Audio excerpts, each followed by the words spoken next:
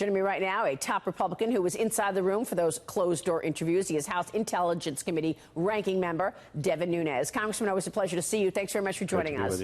Can you give us a sense of what's going on in those rooms? You were present for both the last two very important testimonies, Mr. Sondland and Mr. Volker. Yes, Maria, and it's all being done in secret. Remember, these guys don't have any classified information. If they really want to do an impeachment, they should be having this out in the public. And remember, both Ambassador Volker and Ambassador Sondland, these are supposedly the guys in the middle that were doing all the mischief with Rudy Giuliani. Well, the fact is that they blew a hole completely through that conspiracy theory.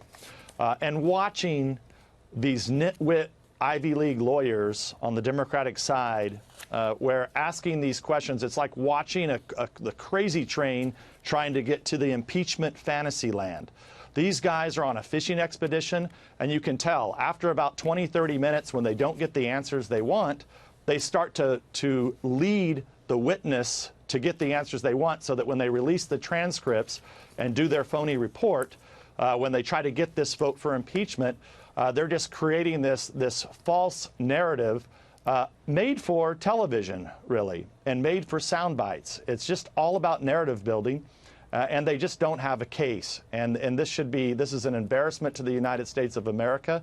And look, at the end of the day, we have real work to do here. We have a trade agreement with the United States and Canada, our two largest trading partners. That means something to real people out there in America. And these guys just won't do it because they can't get impeachment off their brain. Congressman, let me ask you, you've done so much work in terms of the origins of the Russia probe.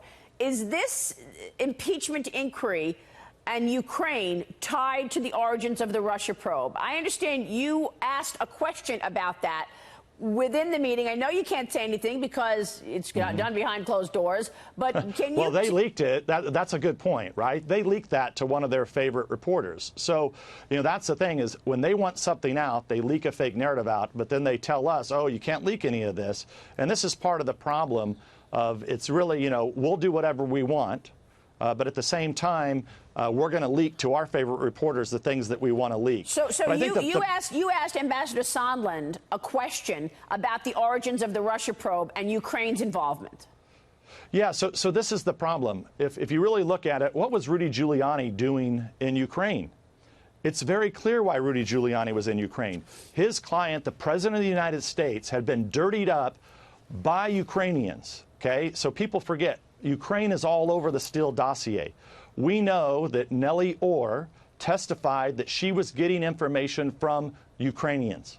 So why on earth is there a problem for the president's lawyer to go to Ukraine to get information to figure out where did this dirt come from? Where did it originate from?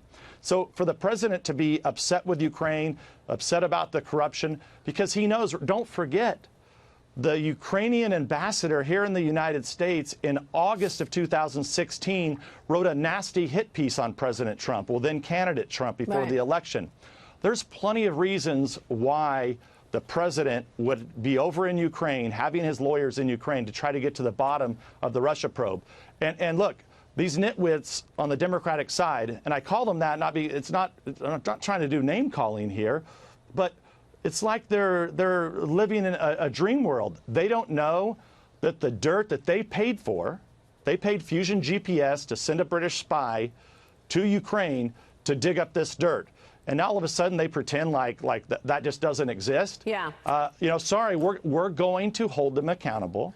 And we're going to ask the questions every time about the Democrats' ties to Ukraine. And I was glad to hear Senator Graham say that, look, we need to get to the bottom of what did the Ukrainians know? Yeah. Who were the Democrats that were dealing with Ukrainians? Because it appears like more and more evidence out there that there were a lot of operatives for the Democratic Party, not just Fusion GPS. They were coordinating with Ukrainians to dirty up this president. And the American people need to know that. One of the operatives we've talked about is Joseph Misford. We have this timeline, which is the George Papadopoulos entrapment timeline that we're going to show here. And I know that in April of 2016, it was Joseph Misford who told then campaign staffer George Papadopoulos that Russia had Hillary Clinton's emails. Now we understand that William Barr and John Durham have obtained obtained BlackBerries tied to the launch of the Russia probe, and these phones were the property of Joseph Misfud. What are we going to find on these phones, and why is it important that we look at Joseph Misfud? Well, Joseph Mifsud should have been the guy that we should have got to the bottom of. With Mueller's $35 million probe, we should have known exactly what Joseph Mifsud was up to, because he's the one that supposedly first knew about the emails. So why would you not spend the first part of your investigation to definitely get to the bottom of Joseph Mifsud? Now, what do we know about Joseph Mifsud? We know that he worked with FBI agents. We know that he trained FBI agents at the Link campus in Rome. We know that he was around many NATO members, running dialogues with NATO members. So this is a guy who, if he was a Russian asset, okay, so you have James Comey said he was a Russian asset. Mueller stopped short, just saying that he had Russian connections. Well, somewhere in there, we got to know the truth, because either Joseph Mifsud is not a Russian asset and he was working for someone else. We need to know who that was. Or if he was a Russian asset, right, my God, the State Department's been corrupted. Our own FBI has been corrupted. Joseph Mifsud was in the United States Congress in early 2017 as we were beginning our investigation. So something doesn't add up. Because so the fact that Durham's building evidence. Once we know for sure that Mifsud was working with Western Intel, we know that it was all entrapment. Stay with us, Devin Nunes. I want to ask you about your lawsuit against Twitter when we come back.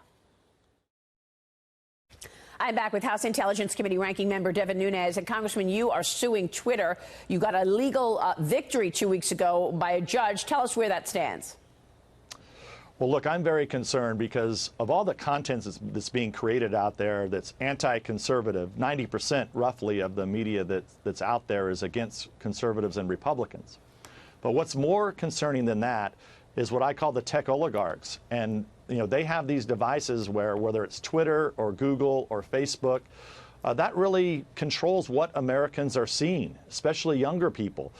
So that's really, I think, critical for the next election, that those companies can't be biased. And what's amazing about Twitter, here for 6 months, we've been in court. They've had plenty of chances to come clean, right? But yet they have hundreds of anonymous accounts that attack me on a daily basis, sometimes hourly basis, with defamation, slander, etc. And you just have to wonder, like, what on earth are the board members and the CEO of Twitter thinking here? So now a judge has now ordered them to participate in the discovery process. We need to know the identities of the people who are committing these crimes, okay? And in some cases, veiled death threats.